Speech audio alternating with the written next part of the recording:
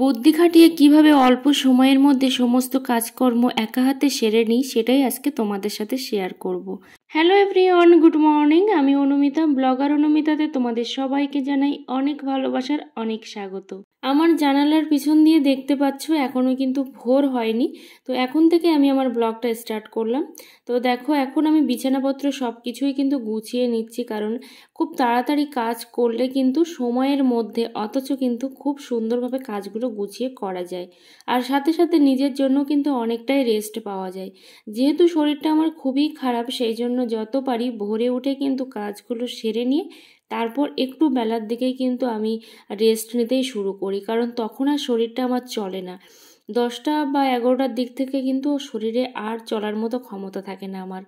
তো সেই জন্য এভাবেই কিন্তু কাজগুলো আমি করে নিই। তো বাইরে দেখো এখনও কিন্তু অন্ধকার, যেহেতু লাইট জ্বলছে সেই জন্য হালকা হালকা কিন্তু দেখা যাচ্ছে।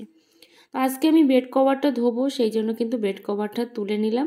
আর আমার বেড কভারের পরিমাণটা খুবই অল্প। তো এখন চলে এসেছি কিচেনে, এখন হচ্ছে চা বানাবো।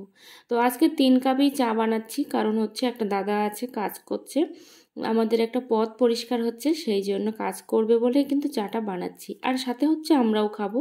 আর অনেকটা ভোর যেহেতু, সেই জন্য কিন্তু এখন চাটা আমিও খাবো, কারণ শরীরটা খুব না উইক লাগছে। তো এখন চলে এসেছি বাইরে, মাথাটা একটু আঁচড়ে নেব।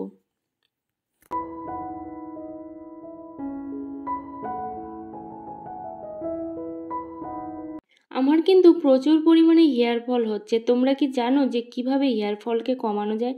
আমার কিন্তু জানা নেই। তো আমি যত রকম রেমেডি অ্যাপ্লাই করছি কিন্তু কোনো কাজই দিচ্ছে না। তো এখনও শাশুড়ি মা ঘুম থেকে ওঠেনি। তো আমি এখন ঘরগুলো সব ঝাড় দিয়ে নিয়েছি, সেগুলো আর তোমাদের সাথে শেয়ার করা হয়নি। আসলে সব কিছু শেয়ার করতে গেলে না অনেকটাই লেট হয়ে যায়। আর সাথে সাথে আমার স্ট্যান্ড তো ভেঙেই গেছে, তোমাদের সাথে এর আগের একটা ভিডিওতে আমি বলেছি।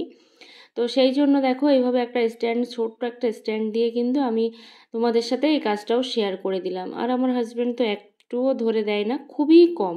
মানে মাঝে মধ্যে যদি মনে হয় যে একটু ফোনটা ধরে দেবো তবেই কিন্তু দেয়, তাছাড়া দেয় না।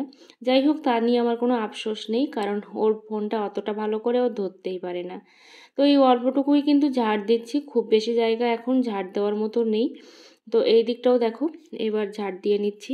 আর আমি রান্নাটাও খুব তাড়াতাড়ি কিন্তু বসিয়ে দেব। তো আমি তরকারি কাটবো, তো তার আগে দেখো এখানে চলে এসেছে ডাক্তার, ছাগলের ডাক্তার। তো কারণ ছাগলের না একটা ছোট্ট খুব পরিমাণে আবার টিউমার হয়েছে। আর ছাগল গরু এগুলো থাকলে না অনেকটাই কিন্তু দেখভাল করার প্রয়োজন আছে। আর এখন যেহেতু অসময়, মানে ছাগলের জন্য কিন্তু অফ সিজন, সেই জন্য কিন্তু ওদের অসুখ বিসুখটাও একটু বেশি পরিমাণেই হয়। তো এই যে দেখো সবজিগুলো সব বের করে রেখে তারপরে কিন্তু ওই দিকে গিয়েছিলাম আমি জল দিয়ে আসতে, যেহেতু ডাক্তার ইঞ্জেকশন করবে, তারপর ওখানটা হচ্ছে ড্রেসিং করবে, সেই জন্য কিন্তু ওখানে জলটা দিয়ে আসলাম। তো বাইরে যেহেতু পরিবেশটা খুবই ভালো, একদম ঠান্ডা ঠান্ডা, সেই জন্য ভাবলাম যে বাইরেই বসে সবজিগুলো সব কেটে নিই। তারপর হচ্ছে কোথায় রান্না করব এখনও তো ভেবে উঠতে পারিনি, কারণ হচ্ছে কখনো বৃষ্টি হচ্ছে তো কখনো রোদ্দুর হচ্ছে, আর বৃষ্টি হলে তো উনুনটা ভিজে যায়, তোমরা জানো।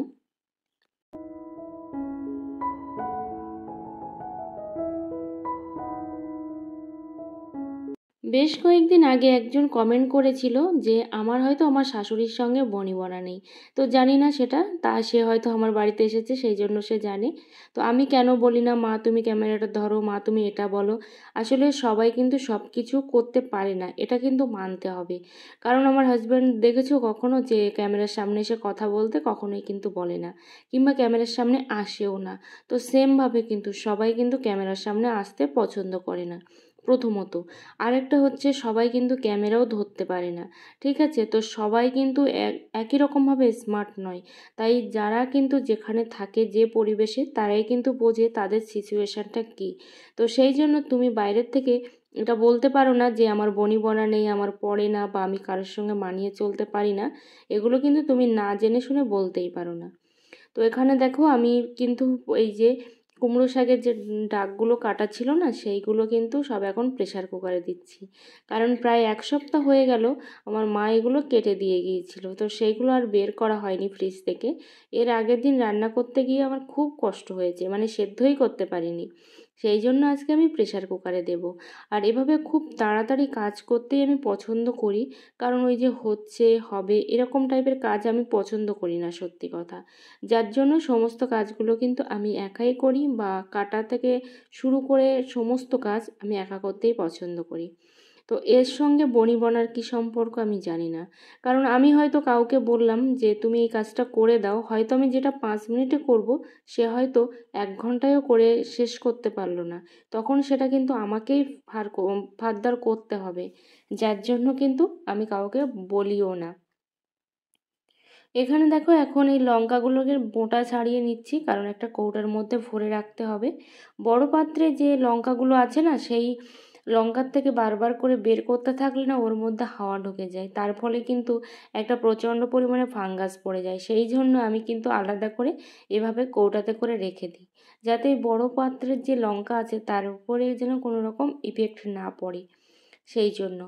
তো একজন আমাকে কমেন্ট করেছিল যে তোমার ফেসবুক পেজ আছে কিনা। হ্যাঁ, ফেসবুক পেজ আছে, কিন্তু ফেসবুক পেজটা আমার চালানো হয় না। রিসেন্ট আমি কিন্তু ফেসবুক প্রোফাইলটা চালাচ্ছি। আর কারণ ফেসবুকটা এতদিন ধরে চালাবো এটা কিন্তু আমি কোনো দিনই ভাবিনি, কিন্তু রিসেন্ট ভাবছি না ফেসবুকটা আমাকে চালাতে হবে, মানে সব রকম সোশ্যাল মিডিয়াতেই থাকতে হবে, এটাই হচ্ছে ব্যাপার। আর কি বলতো, কোথা থেকে আর্নিং হবে না হবে সেটা কিন্তু কেউই জানে না, আর আর্নিং যে আদৌ হবে কি না সেটাও কিন্তু কেউ বলতে পারে না। তো এখানে আমি 5 ফোড়ন তৈরি করে নিচ্ছি, সব কটা উপকরণই কিন্তু আমার কাছে ছিল, সেই জন্য আমি করে নিচ্ছি। কারণ 5 ফোড়ন বাজার থেকে কিনে নিয়ে আসতে গেলে না অনেক টাকায় করেই পড়ে, প্রায় বোধহয় 25 টাকা করে এরকম কিছু একটা ব্যাপার হবে। তো সেই জন্য আমি সবসময় বাড়িতেই তৈরি করে নিই, আর তাতে করে কিন্তু আমার খরচাটাও অনেকটাই কম হয় বলেই আমি মনে করি। যাই হোক, এখানে 5 ফোড়নটা তৈরি করে নিচ্ছি, কারণ তরকারিতে অনেক দিন হলো 5 ফোড়ন দেওয়া হয় না। আর তোমাদেরকে জানাবো অসংখ্য অসংখ্য ধন্যবাদ এভাবে আমার সাথে থাকার জন্য, আমার পাশে থাকার জন্য, আর আমাকে এত সুন্দর সুন্দর কমেন্ট করার জন্য। একটা দিদিভাই কমেন্ট করেছে যে বোনটাকে আমি কমেন্ট করেছিলাম, বোনটা কমেন্টে রিপ্লাই দেয়নি। তাকে বলবো যে আমি কিন্তু আমার গতকালকের ভিডিওতে কিংবা তার আগের দিনের ভিডিওতে কিন্তু তোমার কমেন্টের রিপ্লাইটা আমি করে দিয়েছি, কারণ তুমি যে কমেন্টটা করেছো সেটা কিন্তু এক কথায় দেওয়া সম্ভব নয়। আর এই জিনিসটা কিন্তু আমার সমস্ত বন্ধুদেরও জানা দরকার, সেই জন্য আমি কমেন্টের রিপ্লাইটা করে দিয়েছি। আরেকটা জিনিস, তোমরা কমেন্ট করার সাথে সাথে কিন্তু আমি রিপ্লাই করতে পারি না, কারণ আমার কিন্তু শুধুমাত্র এই ইউটিউব নিয়ে পড়ে থাকলেই চলে না, সাথে সাথে এই যে রান্না বান্না এর যে কাটাকুটি, তারপর সংসারের অন্যান্য যেসব কাজ থাকে সব কাজই কিন্তু আমাকে করতে হয়। তো সেই জন্য কিন্তু একটা জায়গাতে আমি আটকে থাকতে পারি না। তোমরা এভাবে কিছু বলো না বা এমন কিছু মনে করো না, একটু টাইম দাও। আমি কিন্তু সবার কমেন্টেরই রিপ্লাই করি, কিন্তু একটু টাইম লাগে, এই হচ্ছে বিষয়। আর শরীরটাও ভালো নেই যে সব সময় কিন্তু আমি ফোন নিয়ে থাকবো, সেটাও হয়ে ওঠে না। তো আগে আমি উচ্ছে আলু এগুলো কিন্তু ভালো করে ভেজে নিয়েছি, তারপর এই যে ডাঁটাটাও দিয়ে দিলাম এর মধ্যে। তো ভাবছি এবার থেকে উনুনেই রান্না করব, অনেক দিন হলো যে উনুনে রান্না করা হয় না। আসলে উনুনে রান্না করতে ভালো লাগে, কিন্তু একজন যদি একটু যদি এগিয়ে দেওয়ার থাকে তাহলে কিন্তু কাজটা অনেকটাই তাড়াতাড়ি হয়। কারণ উনুনে রান্না করতে গেলে সব কিছু কিন্তু আস্তে আস্তে হাতের কাছে নিয়ে তারপরে বসতে হয়, আবার তুলতে হয়, এরকম ব্যাপার। কারণ আমার রান্নাঘর তো ওইভাবে সেট করা নেই যে ওখানে রেখে দেবো আর কিছু তুলতেই লাগবে না, এমন কিন্তু নয়। না হলে তো সব কুকুরে নিয়ে চলে যাবে বা কিছুতে নিয়ে চলে যাবে, সেই জন্য আমাকে অনেকটাই কিন্তু খাটনি করতে হয়। তো ভাত খাওয়ার দাওয়ার পরে দেখো সমস্ত বাসনগুলো কিন্তু আমি ধুয়ে নিয়েছি, নিয়ে এখন আমি এখানে মেলে দেব। এই জায়গাটা কিন্তু বেশ ভালো হয়েছে। আর দেখতে পাচ্ছ রান্নাঘরের ভেতরটাও খুবই অগোছালো, কিন্তু গোছাতে হবে, সেটা কবে জানি না। এখনও কাঁটা কুলপির শাকটা কিন্তু বাছা হয়নি, সেটাও বাছতে হবে।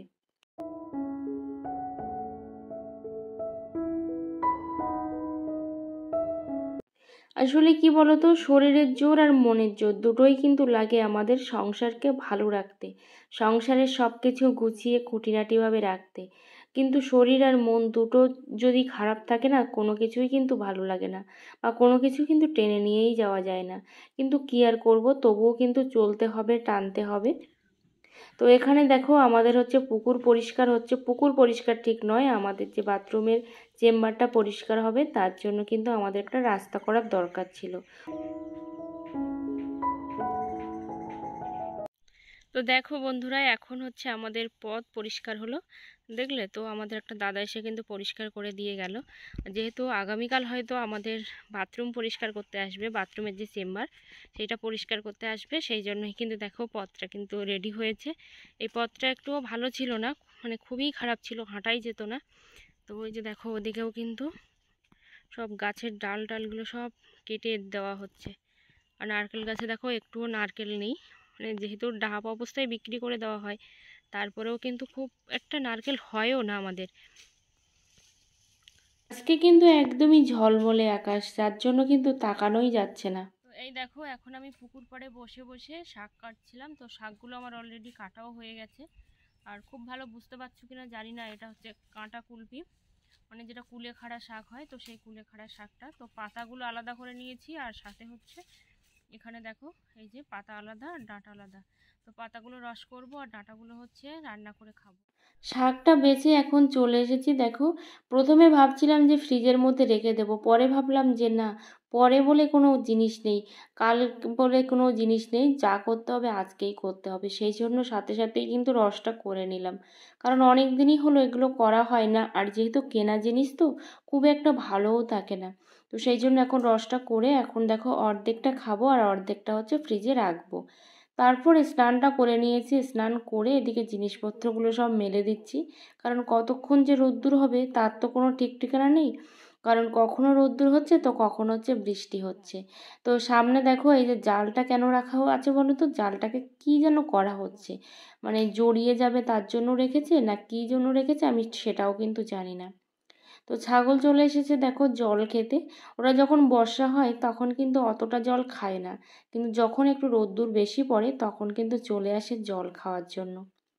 এখন বিকালবেলা, গতকালকে আমি ঘেরা দেওয়ার সময় বা বেড়া দেওয়ার সময় কিন্তু এই গাছগুলো তুলেছিলাম। এগুলো হলো নয়নতারা ফুল।